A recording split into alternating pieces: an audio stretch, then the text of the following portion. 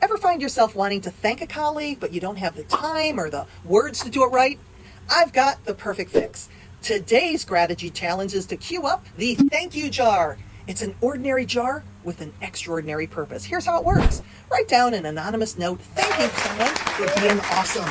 Maybe they rescued for you from the clutches of the shredded paper jam, or perhaps they make the best coffee this side of the Milky Way.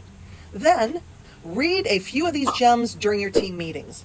It's like an Oscar of gratitude, but no red carpets needed. So go ahead, scribble that note, make someone's day, and turn your office into the happiest place on earth, well, besides Disney. It's a simple thank you in a jar, and it's magic. And if you go ahead and take this challenge, make sure you use the hashtag #ThankYouJarChallenge. I'm Lisa Ryan, and I'll see you next time. Hey, subscribe to my channel and check out the description below for some awesome extras you don't want to miss. Catch you in the next video.